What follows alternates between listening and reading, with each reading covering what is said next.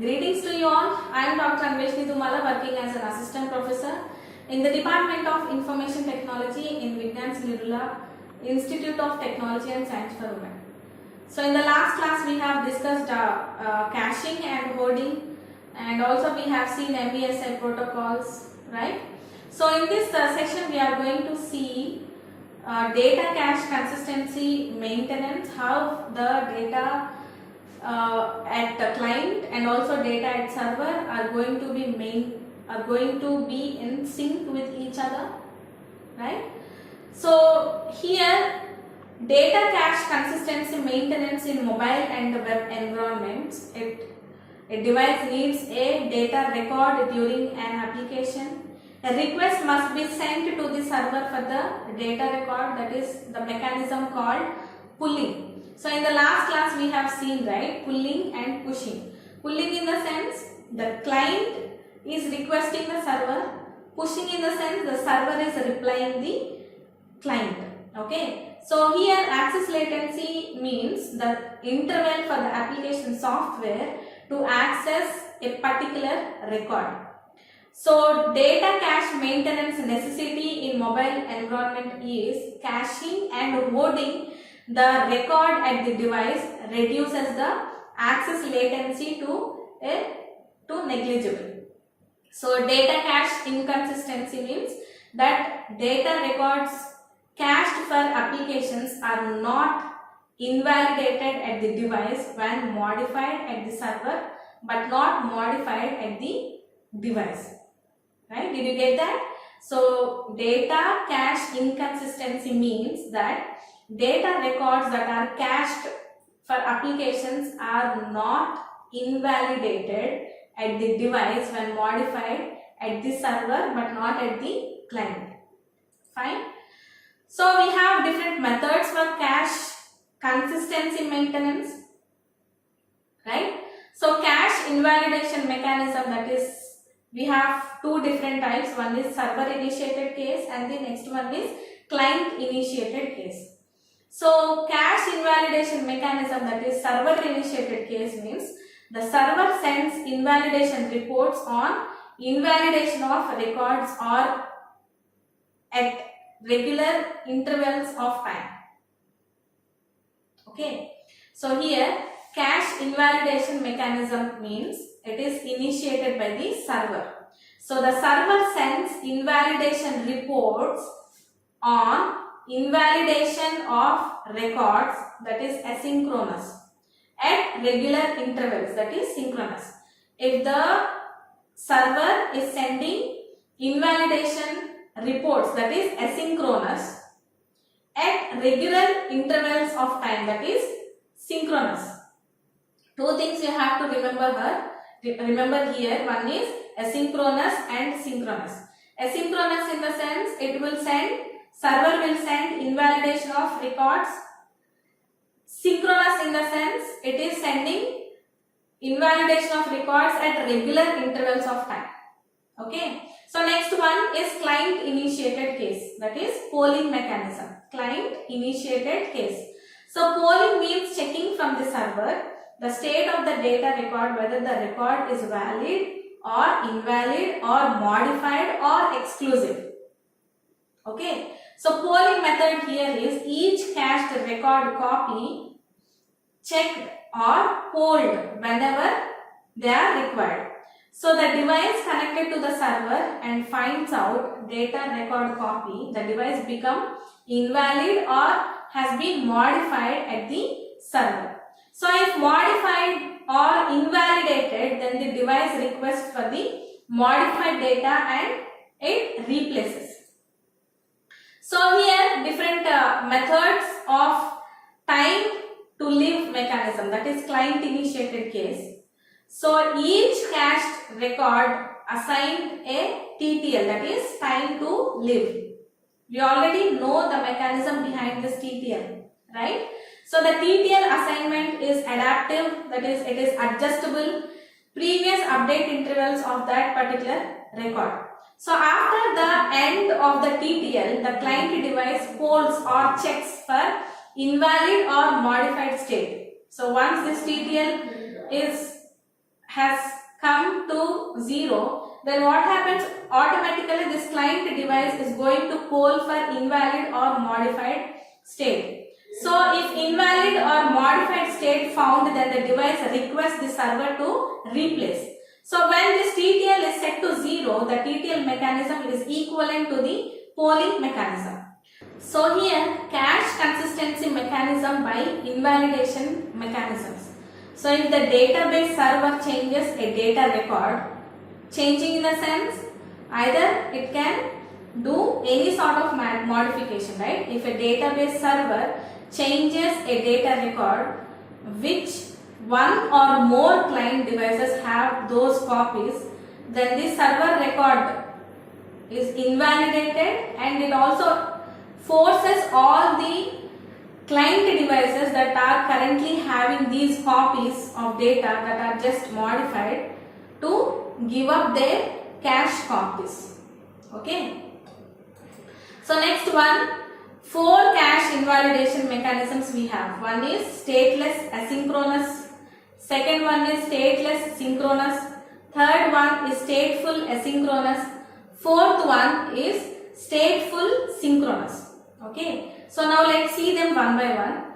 First one is stateless asynchronous. So here the device cache states are not maintained at the server. So the server advertises invalidation report.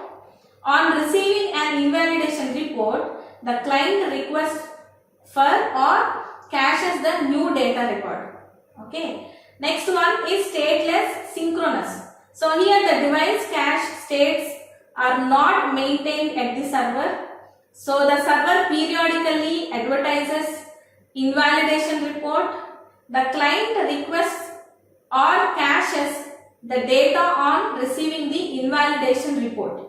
So if no report is received till the end of the period, obviously the client is going to request the server.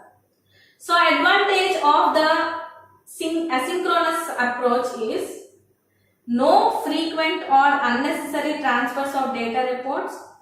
So this mechanism is more bandwidth efficient.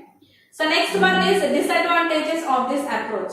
So every client device gets an invalidation report whether that client requires that copy or not, right? So client device presume that as long as there is no invalidation report, the copy is valid for use in computations. That is the drawback. So therefore, even when there is a link failure, the device may be using the same invalidate data and the server is unaware of changes of the data at the client after it sends the invalidation report.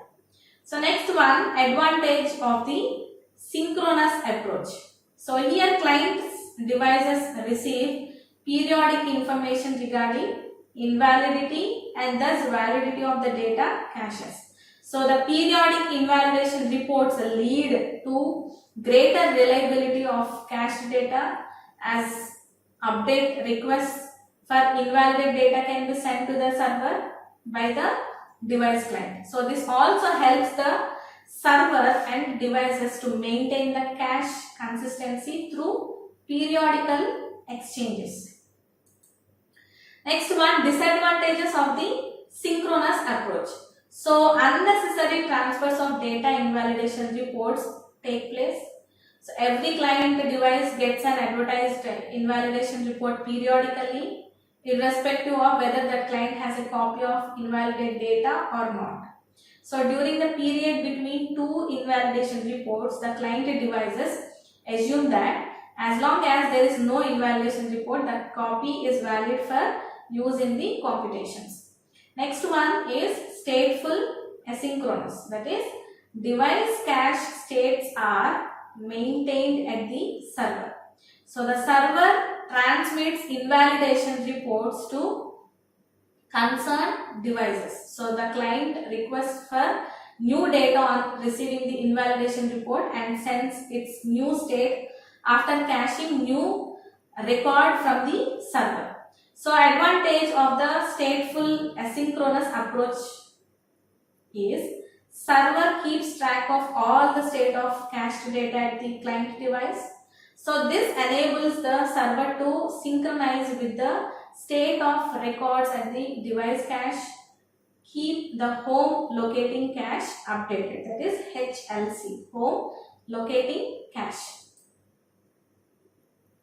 So here in the diagram you can observe 4-step stateful asynchronous cache invalidation mechanism for cache consistency. So on top we have client device, mobile device. At the bottom we have home agent for device J. Also we have databases. In between we have application server and database server. So here we have different steps involved in this. So first one, obviously wherever the data is maintained, there we have 4 different tags as we have seen in the last session, like E, M, S, I. So here we have 4 steps. First step is on data record invalidation, the state like M or I for the device. Step 2, device requests the data record. Step 3, server sends the modified data. Step 4, state changes the information for HLC, home location cache. Fine. So advantage of the stateful asynchronous approach are, the stateful asynchronous node is also advantageous because the affected client receive the invalidation reports and other devices are not flooded with the irrelevant reports. So also we have disadvantage, that is client devices presume that as long as there is no invalidation report, the copy is valid for the use in computations. Therefore, when there is a link failure, then also the device use the invalidated data only, right? So next one is stateful asynchronous, that is device cache states maintained at the server. So the server periodically transmits the invalidation report to the concerned devices. So the client requests for new data on receiving the invalidation report and sends its new state after caching the new data. So if no report is received till the end of the period, the client itself is going to request the server for the report. So advantages of this stateful synchronous approach are reports identifying the invalidity at a periodical intervals, and that the server also periodically updates the client cache states. Next one, it enables to synchronize with the client device when invalid data gets modified. Each client be periodically updated for any modification of the server. Next one, when the invalidation report is not received after the designated period and the failure is found at the device does not use this invalidated data. Instead of that, it is going to request the server for the invalidation update. So disadvantage of this stateful synchronous approach are, it requires high bandwidth to enable periodic transmission of these invalidate reports to the each device and updating requests from each client device. So next one, web cache maintenance necessity. So in a mobile environment, to overcome this access latency in downloading from the website due to disconnections, we are using this cache maintenance. Okay, so 2 methods for web cache consistency maintenance are, one is time to live and the other one is power aware computing. So TTL means we have seen, just like the client is going to initiate, and power aware computing mechanism is also initiated by this client. So each web cache maintained at the device can also store this cyclic redundancy check bits. By using that, it is going to maintain the consistency in the data which is synchronized with the data that is maintained at the server. So till now we have seen 4 mechanisms of cache invalidation based cache consistency maintenance mechanisms, that is stateless asynchronous, stateless synchronous, stateless asynchronous, stateful synchronous mechanisms, and next one also we have seen polling and TTL methods that are used for cache consistency maintenance for data cache. Also we have seen similar methods for this web cache, power aware method, that is poll for significant change in cyclic redundancy. Fine. So that's all for today. See you in the next class. Thank you for listening to the class.